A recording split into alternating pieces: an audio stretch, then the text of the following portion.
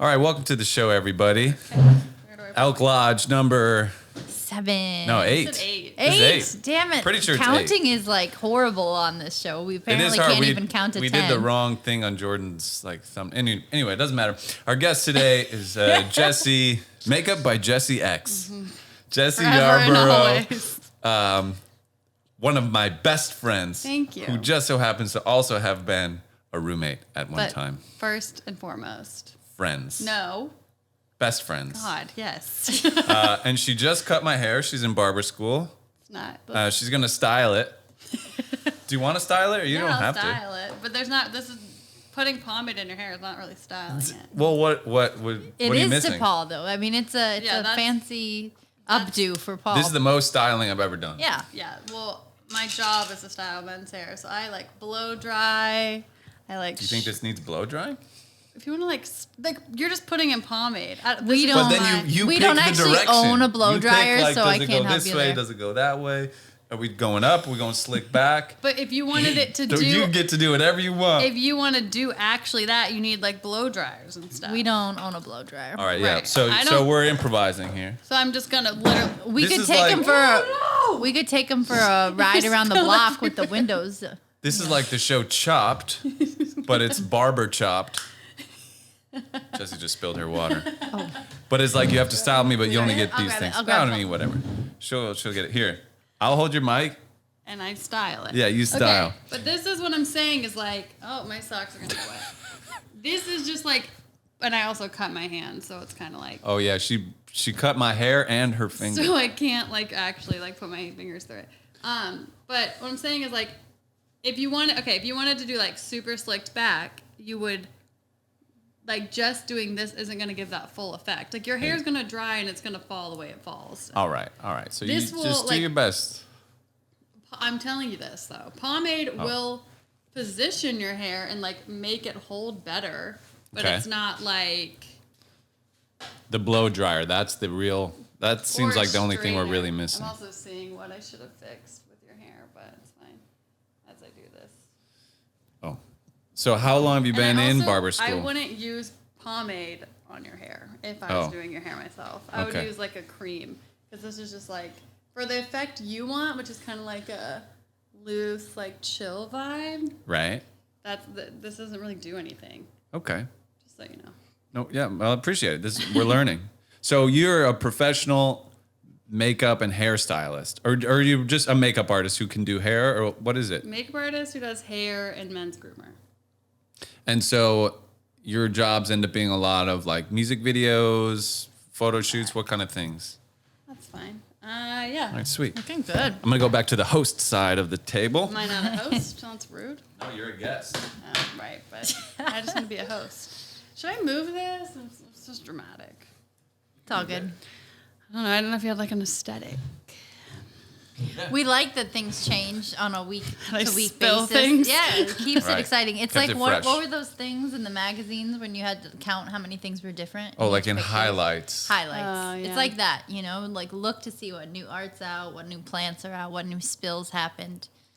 This is all true. part of the fun. This is what the people tune in for. Yeah. They love this shit. The leaves in here our to minds. spill. Yeah.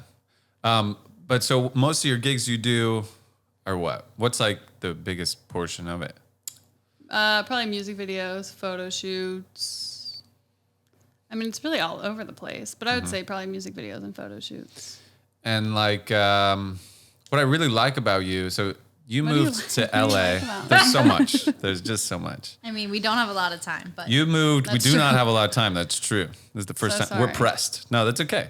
But you moved to LA like when you were how old? 19. And you were just like, I'm going to be a makeup artist. Yep. And you were doing that in high school too? Yep. Like, so how'd you get into even doing that in high school? I did cosmetology school in high school, and I did I did math, science, and like English in the first part of the day, and then my electives were cosmetology school. And then I started doing like the plays, like I would do makeup for plays, and then eventually I was like, I'm going to move to LA. I feel like it'd be dumb to move to LA and not have anything to show for myself, because I was like, I'm going to be 19 being like, hey, hire me. So I just reached out to people in Orlando and started doing short films photo. I just did everything for free for like a year on whatever anyone would hire me for. And Sweet. that was once you moved to Hustle. LA. That was in high school. But, that was in high school. Yeah. Oh, just doing things around Orlando. Yeah. Because you went to high school in Orlando. Yeah. See, we have this. There's such an Orlando connection with like this group of the Orlando group of friends. But Yeah. Jesse, Orlando like, connection with Orlando people. Weird. well, fine. But you guys didn't know each other No. when you. That's the thing. We didn't know Yeah. each other in Orlando. Yeah. But like JC like dated your teacher Yeah. or something. Like there's like That- weird little crossover. I'm not surprised. He by dated that my statement. English That's teacher. funny. And I like posted a picture when I moved to LA. He wasn't in school. No, Jesse's much younger than us. Jesse's Right. like age. Right. Yeah. I just forget because you're so mature. Right. I'm just kidding. Who says mature like that? I Mature. just was going I'm to a take mature it. person. Like, maybe you say that. So you just started taking gigs, like you took whatever you could, and then what ended up being? Did you get a gig in LA? No, I just moved. So I did. So there was an Orlando film group. And so there's so much to this because I lived in Orlando in high school. And then after high school, we moved back to North Carolina because I'm originally from North Carolina. So then in North Carolina, I started doing like Instagram. This was like before Instagram was a thing, really. And I started kind of trying to like build an Instagram following. And I would like reach out to like influencers before influencers were a thing. And I would go to them and do their makeup. So I did this girl like in Ohio who had like 400,000 followers. And then I was just like trying to build a following. And I reached out to a bunch of people all the time. And there was an Orlando makeup artist I knew who I assisted her. And when I lived in North Carolina, she texted me and was like, hey, this film I'm doing in North Carolina, they need another makeup artist if you want to come. But they were coming from Orlando. So it was like a bunch of Orlando film people came to North Carolina and we did this film. And then one of those guys brought me to LA for a feature. And that's how I met JC. On that feature. Yeah, but it was all Orlando. It's like, so everyone was Orlando. It was like this kid, Brant. I don't know if you've ever met Brant. I don't know. Brant brought me to the LA feature. And then because he went to Full Sail with the people doing the movie in LA. And JC was one of them. So it was like all Orlando connections, how I met everyone. Got you. And how were you getting to like Ohio and stuff? Would you drive or fly? I would take a plane. My dad had buddy passes. So they were like $200 and I would get a buddy pass. And it would make no money. I would just go simply for getting tagged and stuff. But the way JC describes it, when you were on this movie set in LA, everyone was hated me. like, no, well, I wasn't going to say that, but everyone was hated like, you? Yeah, he hated me. everyone was like, that's the famous girl.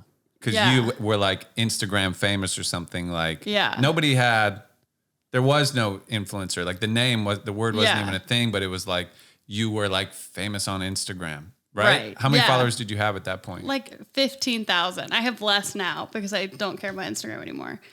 Was it, you capped out at 15? I thought it was like 90 somewhere. No. at some It point. was like 15 to 20. It wasn't like a ton, but it was like, Early on. yeah, it was probably 8 years ago. Like people just like didn't have followers. Like Right. you had like the people in your high school and that was it. yeah. So on set and like none of those, it was like a bunch of like rappers and none of them had followers. So I was like really cool. They like thought I was going to be who like blew the movie up. Right. And I was just, right. but that's like so LA to think like, oh my God, she has 10,000 followers. Like when Well, you're, it's not anymore. Not It's anymore. 'Cause now it's like our mailman has 10,000 followers. yeah, so. if you don't have like 7 million, you ain't shit. Yeah. So Even 7 million. I click on people sometimes. I'm like, who is this person? And they have like yeah. 7 million followers. I'm like, I've never seen them or heard of them. It's That's crazy. like, Where did we get the idea the other day to guess the number of followers? Oh, we per, were playing like, that game. Jordan brought up that game. Yeah. And it was like artists that are, you obviously know they're kind of household names at this Yeah. point, but they're not really like contemporary artists. You're like, where do they fit on this whole thing? Right. You know, like Yeah. everybody knows the name Van Halen, but how many people actually care enough to go find him on Instagram? right. Yeah. I don't know. It's interesting The though, number. because a lot of really, like people I grew up really loving, you would think like everyone would follow when they got an Instagram. Like they don't have that many followers. Well, I know. like, It Like can be the really Nickelodeon, surprising. Disney Channel, some of those people. yeah, or like Rascal Flatts was my favorite country band when I was Sure. younger. Oh, I went and sure. looked at them and they had like 70,000, and I was like, what? They're That's iconic. surprisingly low. Yeah. But things like that, I like. it shocks me. But then there's influencers who don't do anything and have 25 million. Well, they do something, obviously, Yeah. right? They're not faking. They're influencers. But they're That's what they influencing. do. Yeah. It's Lots an of bloggers. interesting, it's hard to I put know, your it's- finger on what they do, but they're doing something. Like, Yeah, I mean, they're doing it right. That's they're what doing it right. I wonder Whatever if they're doing, they they're doing it have right. as much of a love-hate relationship with it all as I do. 'Cause They it's- do. You know, because it's like Even more. Yeah. it's draining. It's draining to like because you mentioned you sort of stopped keeping up with it. What do you think the main reason for that was? Because you get consumed by dumb stuff. Mm-hmm. Like, honestly, my whole idea was like, oh, I'm going to build a following because I'm going to move to LA. And I feel like, I mean, again, this was like before Instagram was a thing really, but I just like was like, if I had followers, I feel like I'm more reputable and people would hire me. It's kind of what I was thinking. And then over time, I realized people don't really care about makeup. They just want to see like selfies and what I'm doing. And my instinct is not to like post. Like all I do is really post work and maybe Bruno. So, and like other people's dogs. But I just like don't. So it's like if I post a makeup work that I'm super proud of and it gets like 100 likes, I would get really like, it only has 100 likes.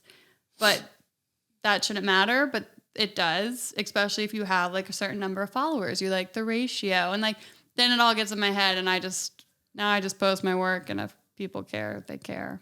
But at least it's like less personal. Like it's your work. So if it performs well or doesn't perform well, it doesn't feel as personal. Yeah, but like a selfie will perform well. That's the problem. It's always a selfie. Yeah, performs selfies well, like do pretty well, and I'm like, I don't want to do my own makeup. I don't want to like do what performs. So Why don't you do a selfie without makeup and be like, saying that won't perform. I think it 'Cause would I'm perform. ugly? I think it would perform. But then you don't have to, put on makeup for it. You know, you're like a makeup artist without makeup. I mean, I definitely do that. I mean, I think in my like Instagram stories, you can kind of tell I'm like not really wearing makeup. I'm not an influencer. But go ahead. Ooh, As a makeup person, do you feel pressure to look a certain way, especially when you show up to work and shit? Or no? So you don't have to be glamorous when you show up. You probably should be, but I just have never felt that way. Right. But I'm just not that way as a person. Like maybe the first time I work with someone, like a celebrity, I'll go like look nice. But if I'm getting to set at 5 a.m., I'm not coming. I'm not going to look cute. I know people who do. I'm just not that way. your bet she looks aesthetic is also like less is more. Yeah. Essentially with makeup. I tried to do that today. You did it. You I have was like glowy cheeks. Thank you. But not too much. But like I feel like a lot of what you see in the makeup world is very dramatic, like colorful eyeliners and all these things that like. That's called glam, right? Yeah, that there's, type like, of like very glam. loud makeup. Yeah, I'm but like you do natural subtle glam. makeup. Natural glam. Natural glam. And I love Is that what this is? Natural glam? Yeah. What do I got going here? Because I did a little bit. Yeah, I There's a see base. like a little shine. That right would be here. men's grooming. Men's which grooming. I also do. I was just men's groomed by you. Yeah. We did like a face rub exfoliant today. It felt Oh yeah. good too. Shining. Yeah, do it yourself ones. Do you have any of those? We did a coffee scrub. Yeah, I don't do don't it mess with myself. I just do it. Like That I just was get the mask. makeup tip you gave me last time. What did I do? What did I Said say? exfoliate. Oh, yes. Exfoliate. It's true. I heard you. Yeah. I'm working on it. Exfoliating is very important. And what exactly is exfoliating? To me, it seems like it's scratching things and sort of opening up It is basically. things, but I don't know exactly it's what's taking happening. off the dead skin. So you have layers of skin. I'm so bad at this. It's okay. You're doing great. I also need to change my laundry over. You can do that I'll whenever. explain this exfoliant and I'll do that. Okay. But yeah, you have layers of skin. So your like skin peels off over time, your top layer.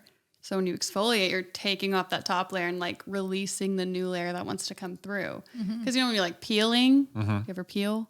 That's like your top layer of skin just like coming off. I've never done a peel, but a guy at the Wii like Spot. your dry Skin peels. Oh, I do all the time. He doesn't. He's Yeah, got like that's why- buttery, creamy skin. That's It's why I was great. telling you to exfoliate because that when you have that and you put makeup on it, it just shows. So Right. if you exfoliate, you can put as much moisturizer on as you want, but you're not taking off that skin, so it's not gonna go away. I see. I got scraped at the Wii Spot one time. They do this like you sign up for. It's like a scraping. And this guy takes like a very coarse rag and you lay down naked on this table and he just like scrubs your like head to toe. Front and back? Everything, everywhere. Like inside, except outside. your balls, but like there's, you know, here's your balls. Like he wipes it there, you know, like he gets everywhere he can legally go. It hurts actually. Like it's intense. But anyway, he scraped off like so much skin. Like I was laying down with my eyes covered, and at one point he's like, "Look," and like he like took my thing off so I could see, and like my skin was just like red.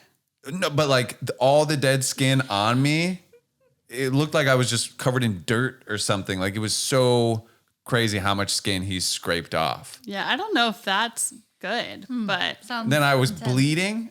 No, I'm just kidding. No, I didn't bleed, but it felt. I don't know. I took the rag home and then would use it sometimes because it was like, it scrapes off all that dead skin. I mean, when you like a puff in the shower, kind of does on a lower level, right? So exfoliating just means scraping off dead skin. Exactly. Yeah, got you. Okay, I'm gonna now I know. over. All right, Jessie's also here doing her laundry, so she's gonna go change from washer to dryer. Christine, how are you doing? Let's check in with you. I'm just doing well. Episode 8. How are you liking doing the podcast? It's fun. It's pretty fun, I would say. Yeah, you seem to be enjoying it because you were a little bit reluctant about doing it at all, right? Yeah, I guess I like to leave people guessing, you know? But now everybody's going to know me. They're listening to me. They're hearing the clever things I say, the dumb things I say. So the mystery is gone. The mystery is gone. Yeah. Here I am. That's true. That's a tough thing. But it's losing okay. That mystery. It's all right. I like me. I'm sure people will like me. Yeah, Hopefully, they can handle it. Fingers crossed. Yeah. If they don't, that's okay. Yeah, I'm liking it a lot too. Yeah, what's your favorite part? I mean, just like interviewing people. I feel like I say it a lot, but like interviewing your friends, you know, like you don't ask your friends these questions all the time, or even necessarily like just talk for an hour. Like it's always you're doing something else, or you're making music, or you're going for a walk, and like you're shooting the shit, but you're not really like necessarily digging into who they are and like what made them who they are, or what your relationship is with them, or things like that. It's just kind of like, I don't know, it's just like a different form of hanging out. I agree. It's high quality time, you know? You're just like phones down, uninterrupted, focused on each other, which is like, I think, increasingly rare. Definitely. Yeah, that's a good point. Phones down, like you're kind of locked in, focused. So I've been really enjoying it. We have 30 more minutes because I put it in for 30, just so you know. Nice. Cool. All right. I don't know what time it is, but it's fine. Sweet. So we got 30 more minutes. So you, Crunch time. Baby. do you miss living in Orlando? No, I hated Orlando. What did you hate about it? Everything. Well, first of all, I moved in high school. So I moved. It was like the third time I had moved in high school when I got to Orlando. So I hated moving. I didn't want to be there. And I went to like a really rich school and I was really poor. So like all that, I just like didn't fit in. I felt really like country. Like I was just like this redneck girl, even though I wasn't, but it felt like it at the school. Mm-hmm. And honestly, I went to school. I moved my freshman year, like halfway between freshman year. So I moved twice my freshman year. And I got there and I went to school for a day and I came home and I was like, I'm not doing it. And I did online school for the rest of the year because I didn't want to do it. Mm. And no one was like even mean to me. I just was so uncomfortable because it was Winter Park. And we like literally, I lived in a studio apartment with my mom and my brother over a garage at my aunt's house. And then I'm living, like everyone there is like so rich. And I just felt like out of place. So I ended up just doing online school for like 2 years. And then I went to Winter Park my junior year. High school. Did that form like your drive? Because you're a very driven young woman. So. You're a go-getter, you know? Yeah. Like, did that inform your drive? I think so, because I was just I just went through a lot of stuff at a young age, and I didn't feel like I fit in with people my age. So and I knew I wanted to be a makeup artist. I knew I wanted to move to LA. So I knew the faster I got to it, the faster I'd get to LA. And I just started so I started doing stuff like my junior year of high school. So I really was just determined to leave and like make a name for myself. So I don't know if that had to do with, maybe if I was like in North Carolina where I grew up, I probably wouldn't have been as focused on it because I would have probably like had all my friends, but I didn't really like care about hanging out with people. I didn't really care about anything there, but there was Full Sail and there were people creating things that were, and no one had money. It was just like a bunch of students. So it was a good place to kind of like come in and be like, hey, I'm trying to break in this just like everyone. So I think it was just there and it made sense to me. Nice. Like a stepping stone. Yeah, no time to waste. I was ready to go. Yeah. And when you moved to LA, like, was it what you expected or like how was that? I don't think I like had expectations. Like I knew I wanted to be a makeup artist and I wanted to not have to do anything but makeup, which I got to that point pretty quickly, but I also like lived very cheaply. Like I shared a room with Bailey. We paid $300 to share a room. I didn't have a car. So I essentially needed like $500 in bills a month. So if I made $800 doing makeup, I was fine.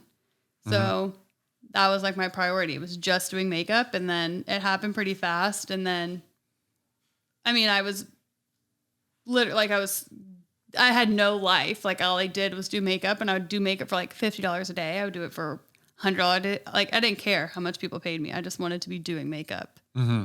So yeah, I don't know what I expected. I just was like, I want to do makeup. That was the only thing I wanted to do. And still that's the dream, makeup. Yeah. Nice. And so things were like pretty much booming in your career before the pandemic. Yeah. And then obviously gigs kind of stopped. You said you're back working a little bit. What would you say, like percentage wise, the gigs are coming in? It varies, like, but I used to get like up to 4 offers like a day, and I'm getting like 3 a week. Okay. So yeah, that's still pretty massive. Yeah. And I'm like, sometimes I work like once a week, and then there's also just like rates. It's like, do I really want to work because pandemic wise, it's so much more expensive to work because I have to buy so much more like disinfectant things. Like my kit just costs so much more because I have to be so much more aware of it. And you're technically like, we're in the red zone. We're the most at risk. So if someone's paying me like paying me a low rate and I like get COVID and I'm out for 2 weeks over a low rate. So I kind of like, pick and choose what I actually want to do. If I like don't think something's worth it, I just say no now, which is kind of cool because I used to like, I literally would do anything for like 5 years. When was the point where you're like, I can say no now? Was that like a moment where you're like, oh my God, I'm actually saying no?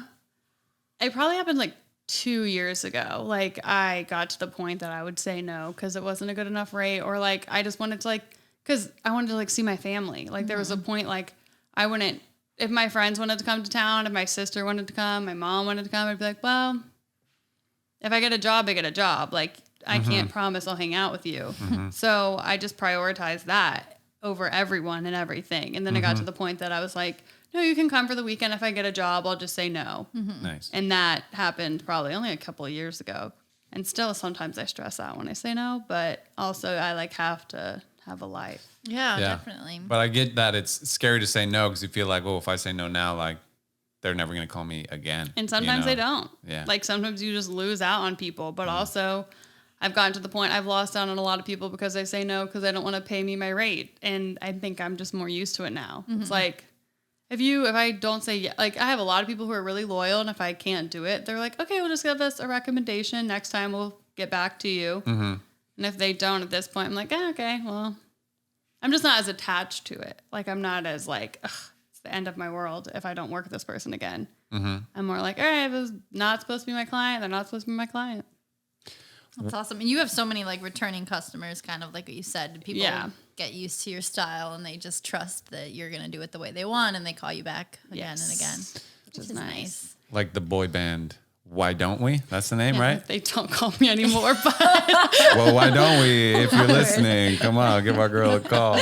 Yeah. But you worked with them for a long time, right? Yeah. I did. But that's one of those things, like I still talk to all of them. I literally did one of their moms makeup this past week because she had like a photo shoot. Like, I'm so close with them. That's just the name of the game too. There's also like factors you can't control.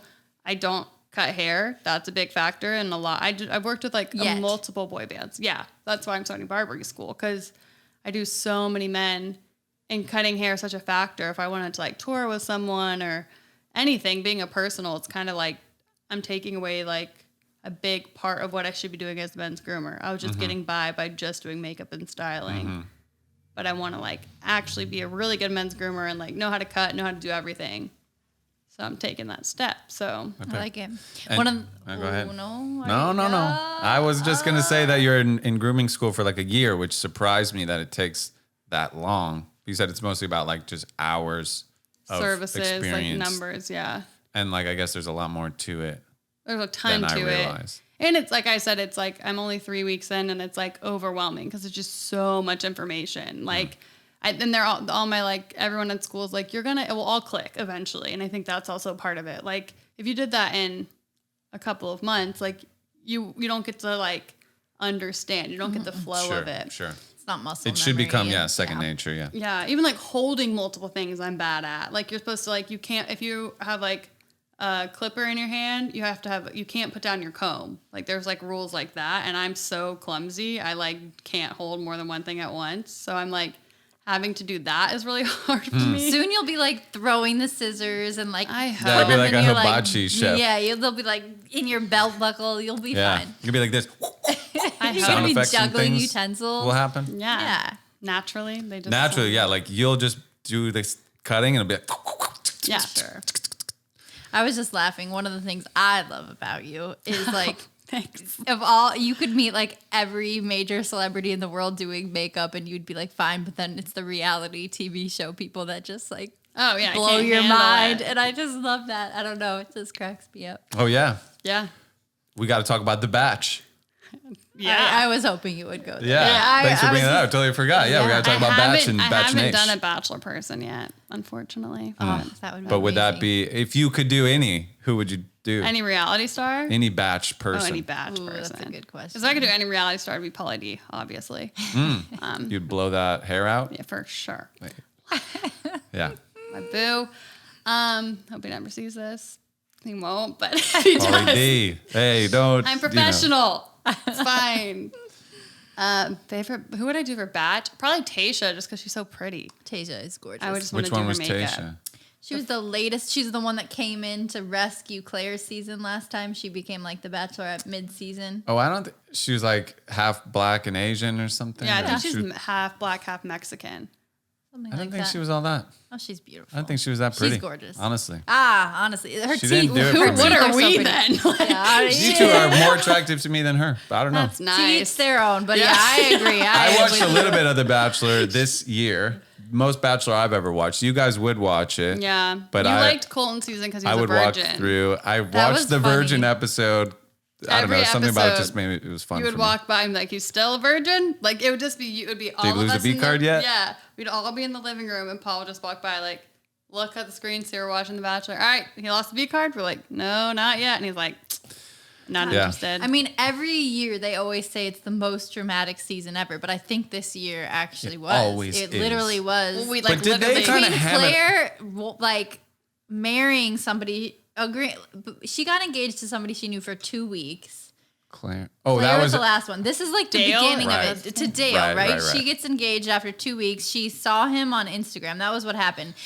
All the guys that were going to be on the season got revealed like right as they started filming, but then like right. So she was shit able hit to the do a fan little for research. the pandemic. Yeah. And so she already had the names of everybody coming. So she starts looking on like Instagram and scoping these people out. And essentially had her mind made up walking into it that Dale was the one. So you Like, saw obviously that they've since broken up. Oh, yeah. Like, But he, no like, shock there. He was I seen kissing someone like right after it happened, like, and then somehow talked her out of thinking that was real. Like, I mean, it was. Well, it's I also don't got to be mean to hard blame because her, you but I go blame into her. the show as like a normal dude, a normal like good-looking guy. But he was a football player and like a model. Like, he already was like. Well, but you're probably, not famous. Like, No. Yeah. Why? You know, like you leave The Bachelor, no matter who you are, with like so many more suitors than you had before. Oh, yeah. Like the this followers guy, on Instagram yeah, go through the roof. Who was the bachelor? Matt, or who's this current bachelor? Matt. Like Matt's DMs are just flooded right now, more than they ever were. And so for him to like leave the bachelor, like, oh, like I'm hitched now. Yeah.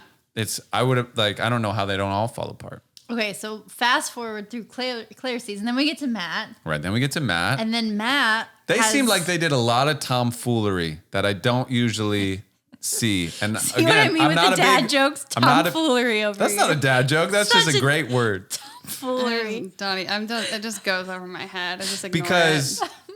I feel like the producers of that show usually keep it pretty clean. It doesn't feel like a Bad Girls Club type of show. But then this season you got like, they're like throwing curveballs. There's like, oh, there's more women showed up. Or in like that one girl with the tiara was like so clearly Victoria. like a plant, you know, and sort of like not an actress exactly, but like obviously there to instigate. Yeah, well, that's why she stayed, was to instigate for sure. Right. But she was like clearly working with the producers on some level. I would assume. Or she just. It's crazy.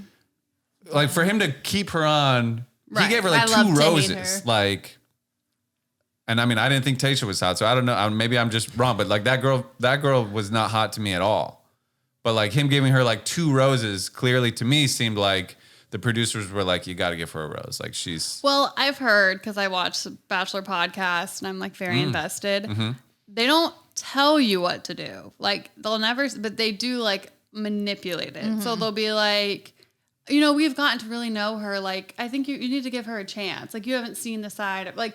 They pretend it's for them, according to these podcasts. Mm-hmm. I believe it. So I think that's what they did with it, like insisting that he needed to confront his dad about his bad parenting. I was so uncomfortable about that. Like I felt so bad for the guy just watching him like kind of get interrogated on national television. I felt bad for Matt. I had no sympathy for the dad. I had a little bit of sympathy for him because I just think that like.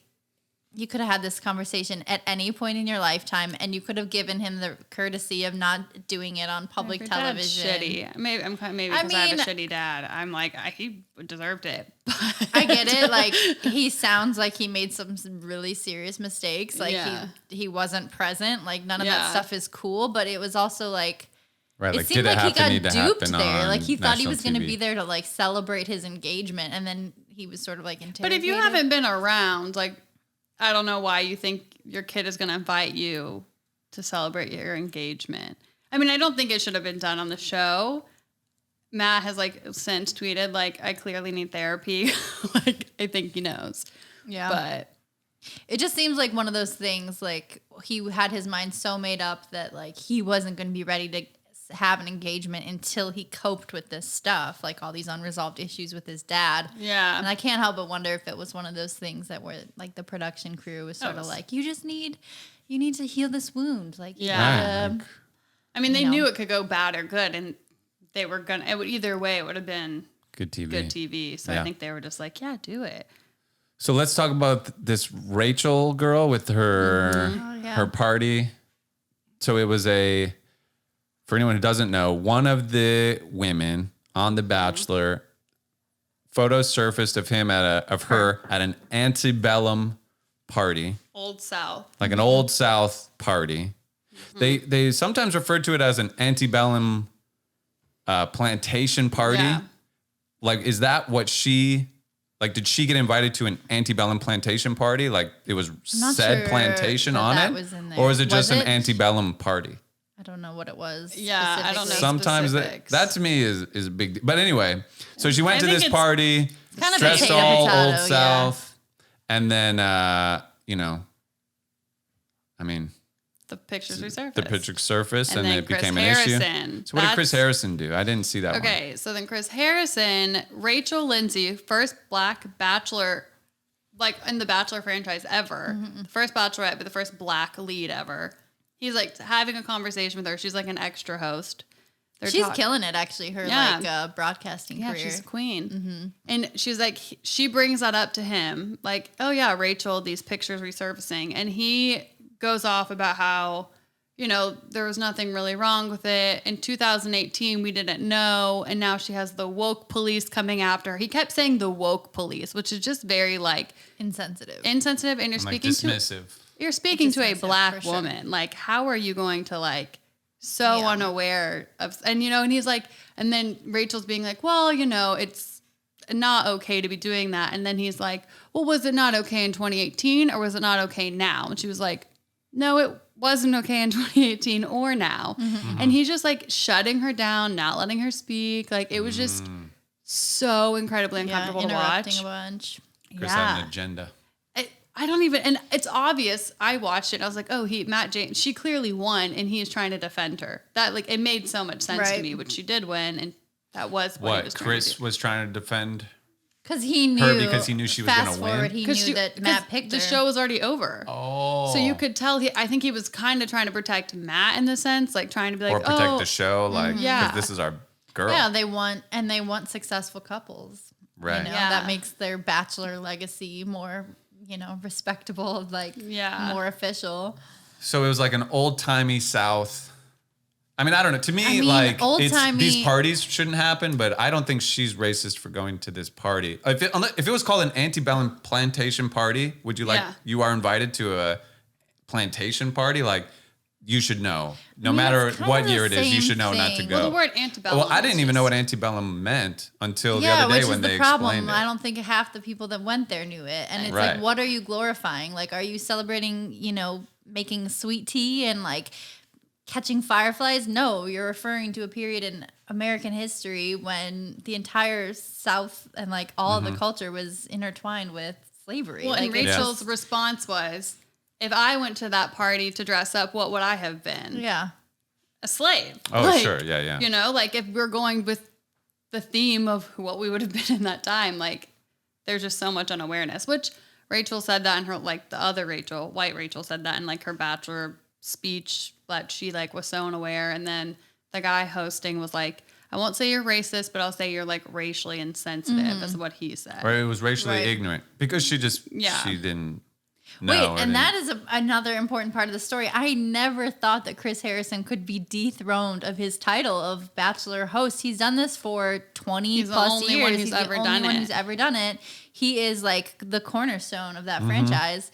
But who, Emmanuel Ocha? Emmanuel something, I think was his name. He did a really great job. Yeah. Like, I mean, that was like such a seat. Like, no. It felt like sometimes he was like, and did Chris Harrison bother you? Because like, I'm kind of gunning for this guy's job. So can we just mention like, he blew it, right? He fucked up, right? But yeah, no, I mean, they just like slid him right in there. There was no, I saw a couple headlines like back and forth, like Chris Harrison stepping down. He's not, like he seemed like he really fought to not lose his job. Oh, for sure. But he lost next season too. At first they were just saying it was after the final rose. They weren't saying the next season, but now it's like Tayshia and Caitlin Bristow, I think, are hosting next season. I think so. And then I saw that what's her face and what's his face, Jordan and your favorite JoJo. They're doing Bachelor in Paradise. Oh yeah, so Chris is gone, which is dope for the Bachelor people because now they're going to get jobs. They'll probably rotate. Yeah. Right? Yeah, they're just going to create some jobs, which is fine. I mean, honestly.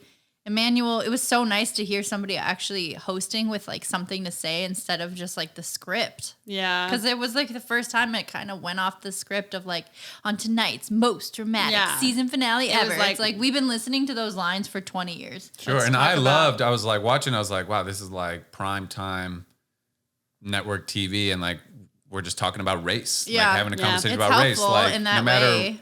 Kind of who you agree with, and that's a good thing. Prime white audience. There's not many. But that's even more important. And I will say that it's good for them to be like actually putting it on the spotlight and putting it in people's faces. And I think they've done a good job in terms of like online bullying too. Yeah. At least acknowledging it. However, I've also seen a lot from like previous participants that they need more mental health support. And that's why they're ragging on production so much, is because it's so grueling. And then they have production's job is to like mentally disassemble these poor people to make the show. Like they have to sort of break them down and like use them like in their hands. Like these producers, I'm sure, are very good at what they do, and like they can play insane psychological games. And but what about the people? It's like it's not them that I'm concerned about. It's like the American public that watches somebody like Caitlyn, and she's got a sex scandal because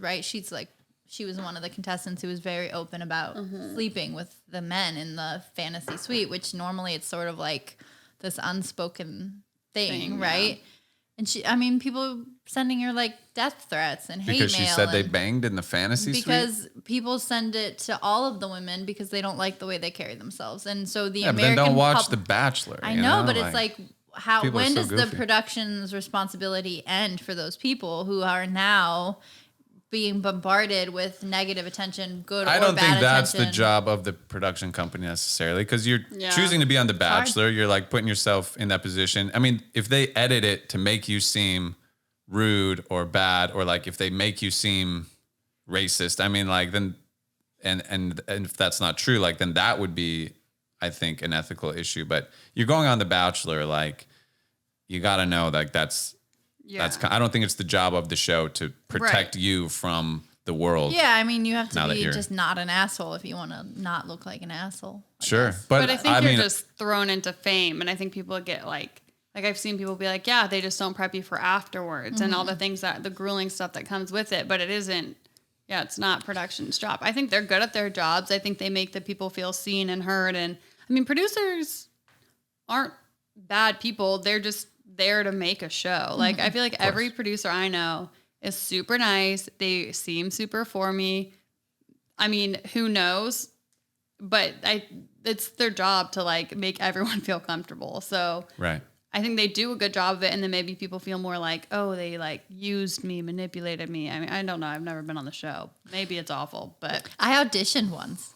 Like, oh yeah, you did tell me that. Yeah, that was weird. It was a weird. And she won. I chose her. Yeah, it was weird. It was at a hotel in Chicago, and I just happened to be like, I lived in Indianapolis at the time, but I just was recently single, I think, relatively recently single. I don't remember. This was like last week. Yeah. Yeah. But we went back to Chicago, my options open. And I was like, oh, it's here. Casting's here this weekend. My sister dropped me off. It was like raining, so I arrived like a wet, like just drenched in rain. You walked in. I was like so frizzy. No, it was not. It was like, that's how I probably felt in my head, but it wasn't, I don't think, happened. Not like that. Yeah, and it was just like you entered, you kind of get checked in.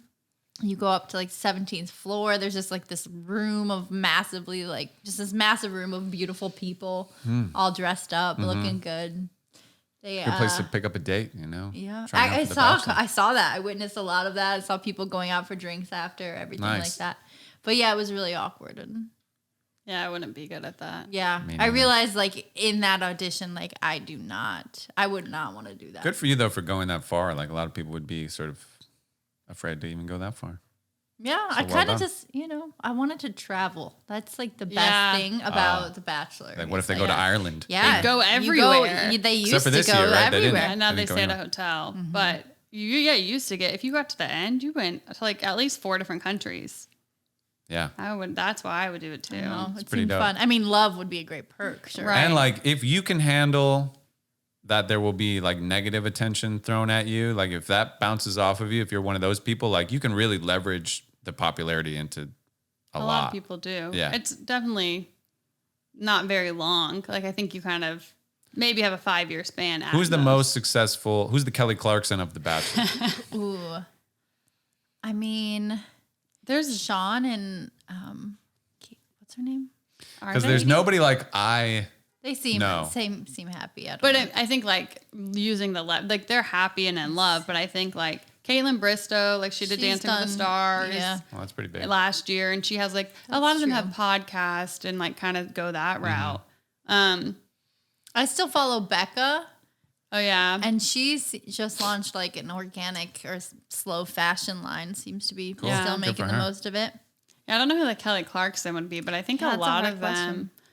a lot of them kind of branch off. Like there was one Allie, whatever her name was, she was like an news host for a long time. Oh, like good for her. yeah, so I feel like a lot of them kind of stay. Just get out there and relevant. start influencing, you know? Basically. Start a Right to YouTube it. channel, like they all do it, and it seems to work. And the Nice. couples that on Bachelor in Paradise do well because they do YouTube channels. People want to see what they're doing, and So how do you feel about the co-bachelorette situation we're in now? We've never done that.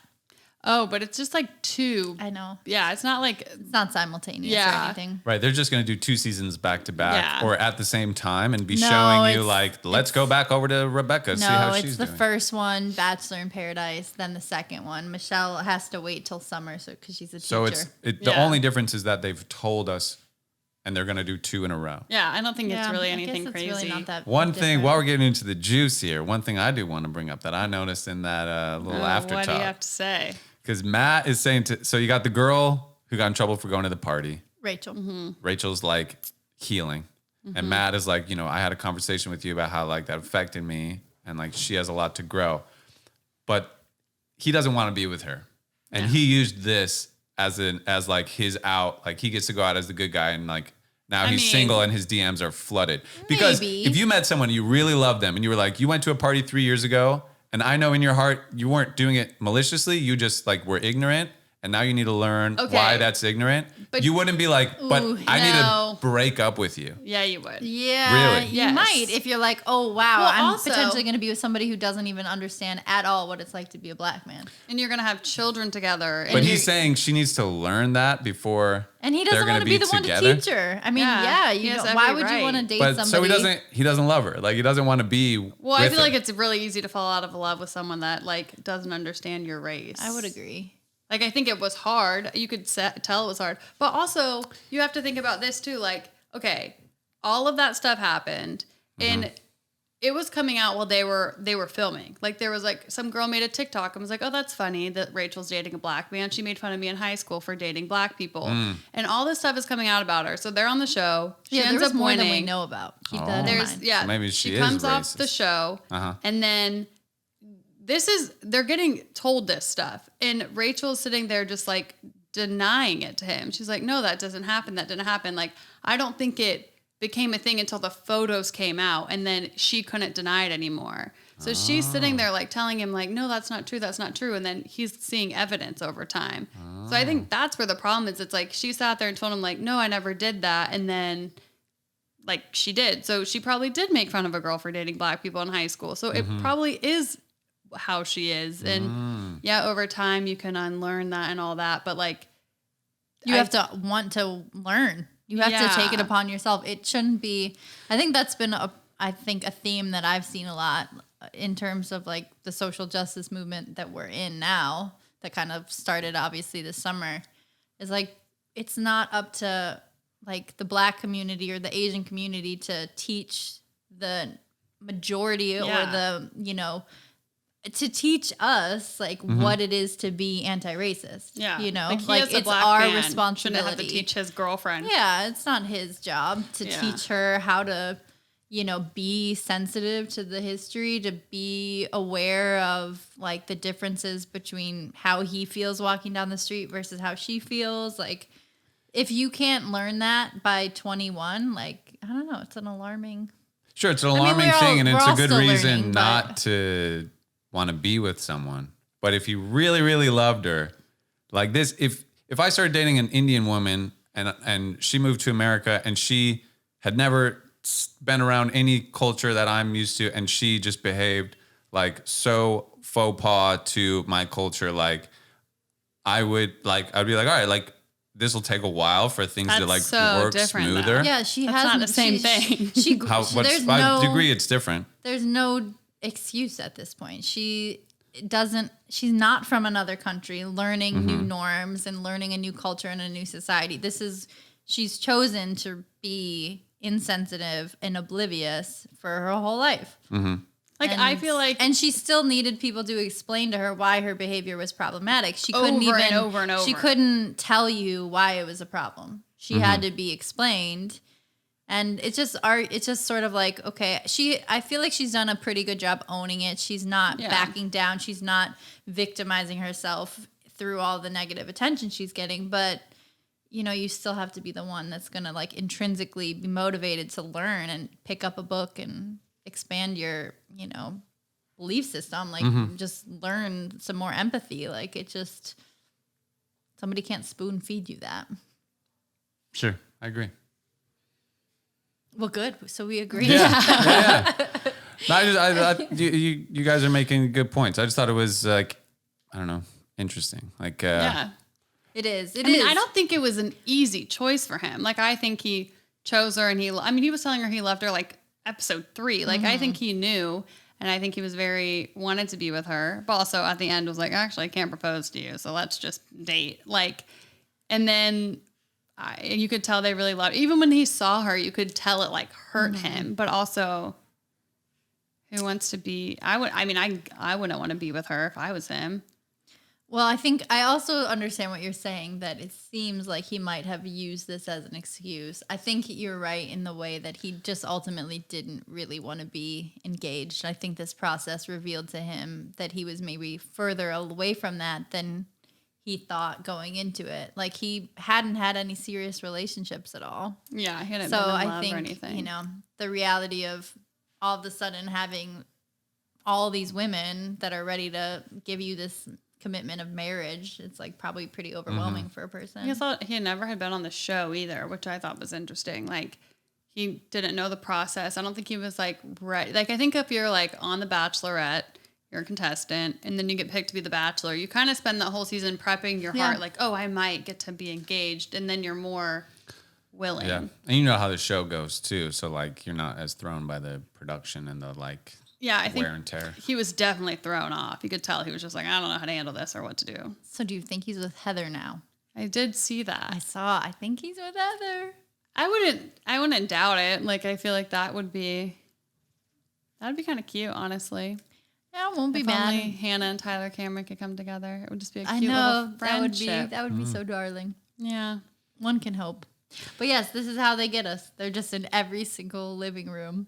They're in our heads, these Bachelor people. Yeah, they do a good job. They've done a great job. All right, so off The Bachelor. We've talked about The Bachelor for about... We could keep going, too. Yeah, way to hold your own, by the way. Thanks. I mean, I was watching this season. You know, I was in and out, but I was there. But anyway, back to you, Jessie. Man. So, like, what is sort of the next benchmark that you're like working towards right now? Doing barbering school would be finishing barbering school would be the next benchmark. And hopefully touring will happen again and I can tour with people and that way go on tour. I can like cut their hair, style their hair, that kind of thing is what I'm aiming towards. Do more just like consistent, have more personal clients more consistently rather than like so many spread out things. And my newest goal is to own a house by 30. Nice. Wow, good. That's awesome. Okay. Yeah. Are you thinking you'll stay here? Yeah.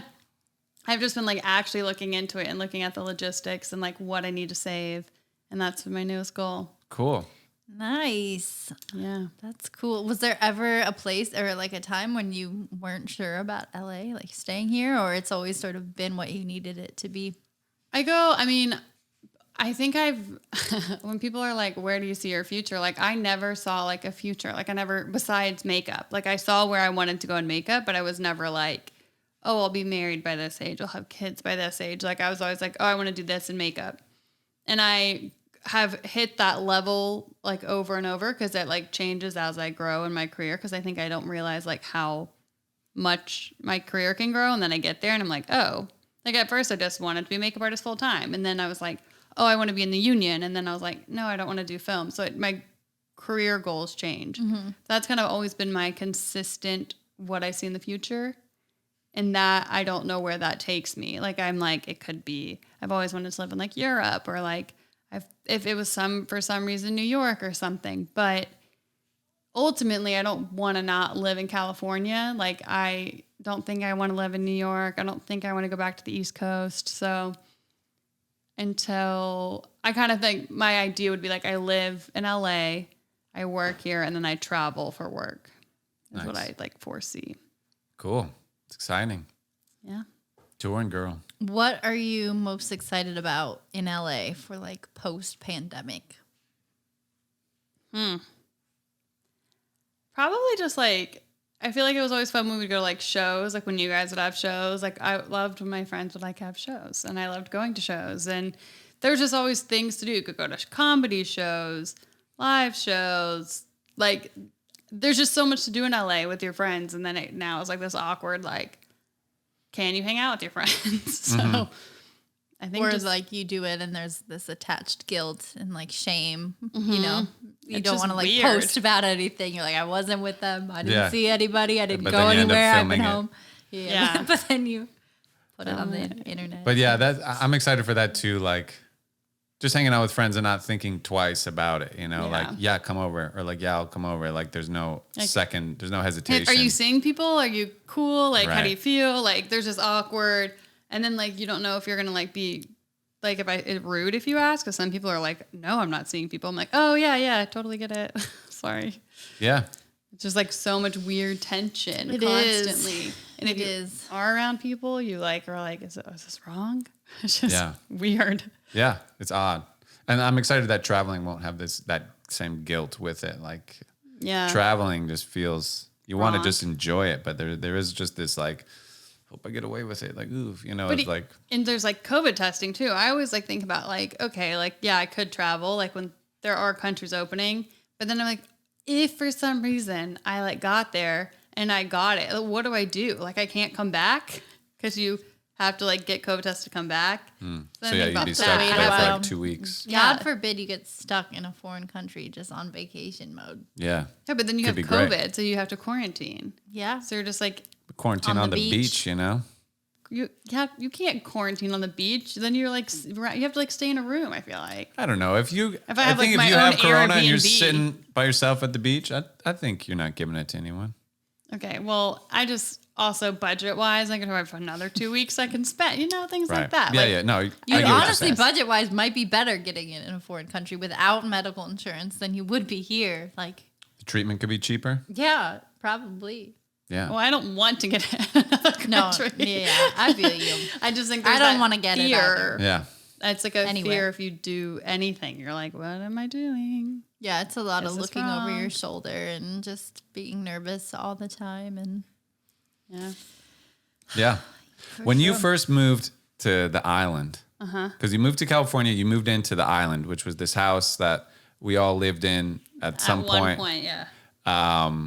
And so you moved in there, like, was that like a culture shock of some sort? Or is that like pretty immediately like, these are my people? Or are you like, who the fuck are these people? These people are crazy.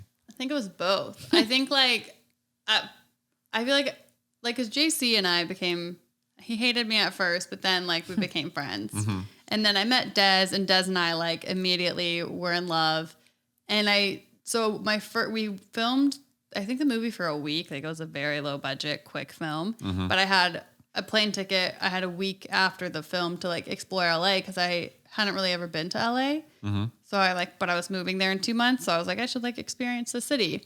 So they said I could stay at the island. They're like, oh yeah, you can stay at the island. Like no big deal. So I like kind of got to meet everyone, but I was just like this little 19-year-old Christian girl from North Carolina in a house of people from the island who like just Satanists, like do drugs and stuff. Yeah. And I was like, whoa.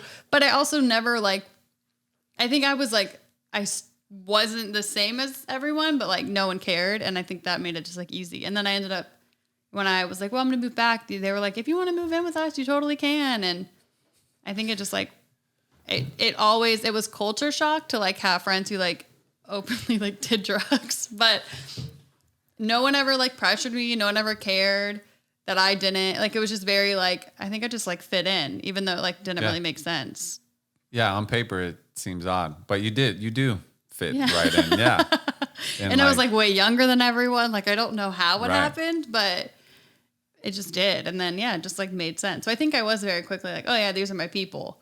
Were Dude and Sarah living there when you lived there? They did it because I lived there twice. Okay. But one time was Patty and one time was Dude and Sarah. Okay.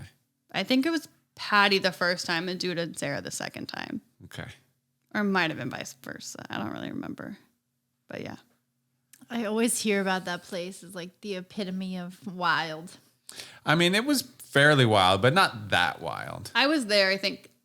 Well, I'm just like not a party person. So like, even when there was parties and they were being wild, I'd be asleep. Like I just like didn't participate. Mm-hmm. So I didn't really experience the wildness. And I also couldn't go out because I wasn't 21. Right. So I was trying to remember what that was like pre-21. Just like that feeling?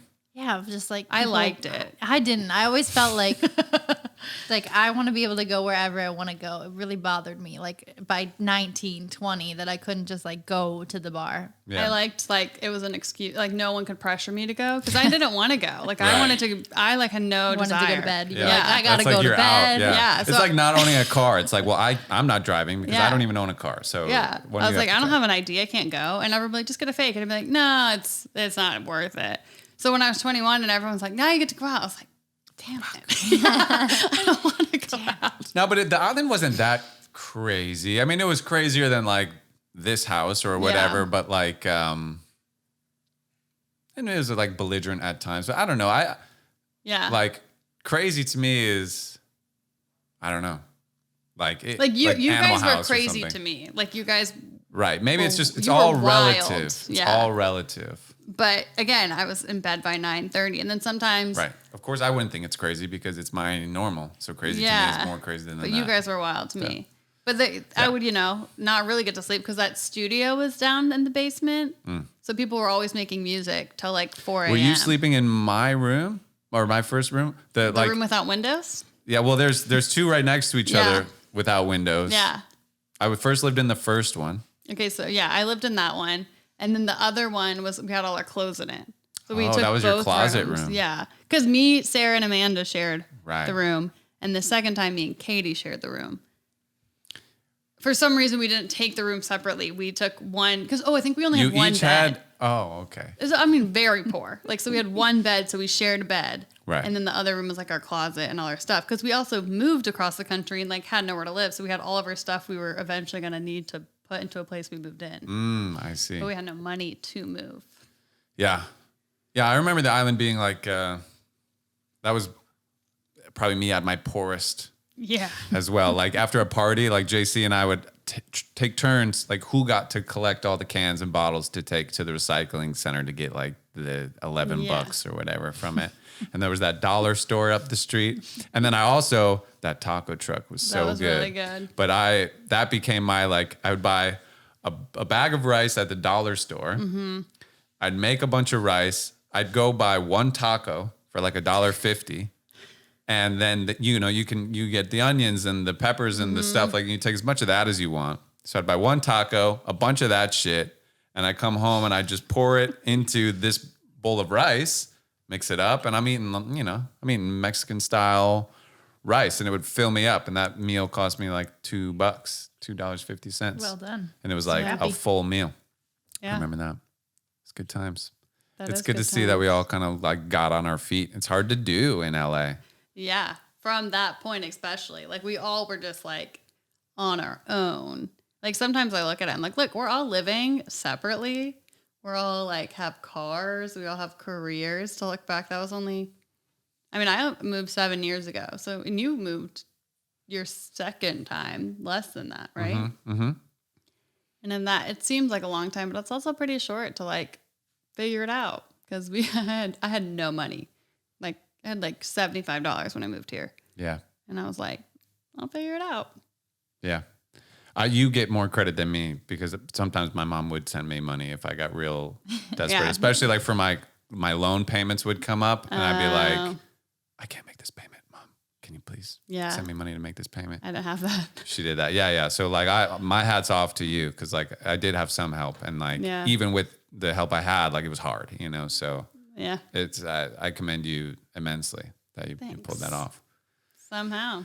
Yeah, and you just impressed me in general, honestly. Like this go-getterness to you, like you being so much younger than us, but you feel like the adult in the room so often. And like, I don't know, you're just a hardworking person who's like doing it. Like you're great like dog mom. Thank you. And my proudest accomplishment. Yeah, great dog mom, absolutely. And like, He's staring at me as you were cracking me up the other day because Jessie had asked me to like walk him or hang out with him because you had school and a gig, and she's just like, I do so much for him, but I don't even know if I think he hates all of it. It's like, I don't know if I leave him at home or if I get him a play date. Like, what do I do? I don't know what to do to make him happy. No matter what, he's mad. Yeah. Like, I brought him here. He was pissed. If I leave, he's mad. If I'm home, he doesn't care. So right. If you're home, he's like, acts like he doesn't care if you leave. But if you leave, he's all pissed. Hell breaks loose. Yeah. And I watch, because I have a camera at my door, and I watch him just sit there and wait for me. But the moment I come home, he like just walks straight to my bedroom. Like he's just an odd animal. But bless his heart, you were like, he's just anxious. And you said his anxiety got worse. Because when you guys lived together at the last house, he was totally fine when you would leave. Like, would just because he had go to other rooms. Around, yeah. Always someone was home. There's a rug in a room to lay in somewhere, right? But especially with Jay working from home. Yeah. But now it's sort of like he just is. He's always looking for you. Bruno, come say hi to the camera. Come on, he's a good boy. If he popped up right here, it'd be such a great shot. But who knows? We're probably not going to get it. Staring at me over there. Yeah, it's been because I truly, like, it sounds sad, but I just like didn't think I would have him when we moved out of that apartment or that house, because I got him at he was a rescue. 12. You're right. And we kind of were, I was like, yeah, we're gonna live here for like, this is gonna be like our transition house. Like, we didn't expect to move so quick. So I just was like, I was like, I'll get a senior dog. It's hard to move with a dog, but this is like a perfect house for him. Like, it was all kind of relative in the mind. Like, he would live in that house until I didn't have him anymore. Mm-hmm. So when I moved with him, it was just like, oh God, like, I feel so bad because I just wanted him to always have someone. I worry too much. Like, I have so much shame because I like go to school. Like, I just feel bad leaving him. But my brother was there at my house all week, and my brother's like, he's literally sleeps all day. He's like, he literally does nothing. Do you think it's worth all the trouble? Because I don't know. I've wanted a dog for so long, but I always feel like it's not the right time because of how much I travel to see my family. Yeah. And, like, we're just on the move a lot, and, we don't have a yard for him to run around in. I mean Bruno, a dog like Bruno doesn't really need it, but a lot of dogs, like, especially if you get a younger dog, they need to run. I mean, I guess that a yard doesn't even occur to me. It's mainly like the traveling thing that I worry about. You probably have to get going, huh? Yeah, I just thought about that. I was like, you had your phone somewhere. I got one. Sorry to interrupt. No, that's okay. No. I said this earlier, but I like. Yeah, it's 7:30, girlfriend. Okay. We said we'd stop at 7, didn't we? Yeah. Nice. Well, thanks for giving us your time. Thanks so much. This was wonderful. It's just dogs. Worth it? Yeah. I have a lot of opinions on that. It just depends on... You know us. But you made it work. I did make it work, but I have immense guilt. I think maybe a normal person who's not... I'm just like madly obsessed with Bruno. I'm going to feel guilty. I feel really guilty. I feel guilty too when you have to close the door in their little face and it's just like staring at you, side tilting. And Bruno's hard though because he's very opinionated. It's not like I can just have anyone come walk him or anyone watch him. He hates people. Not everyone, but some people. So it's just very like... Bruno's just a hard dog to have. But it's worth it. Because I love him a lot, but it is like... Real piece of work you are. Yeah. Love you, Brune. But yeah, I think it's worth it if you have the resource. I mean, you have the income. If you leave, you can hire someone to walk your dog. If you go out of town, you have people to watch him. So I do think it's worth it, but I just think it's like you have to be willing to sacrifice. Because I do, like, there's times, like, I don't really go anywhere a lot on the weekends now. Because if I can't bring Bruno, I'm like, well, it's gone all week. I don't want to, like, leave him. Mm-hmm. Or I'll wake up early and hike him and make sure he's, like, tired. And, I just prioritize him. Yeah. Well, thanks. That's good perspective. That is good. Yeah, thank you for coming on. Thanks for having me. That was longer than we thought. Longer than we thought. We must have talked about The Bachelor for, like, an hour. I thought it was, like, 15 minutes. It probably was a lot longer. Time flies when you're having fun, you know? You know? All right. Thanks for listening, Batch Nation. We're out.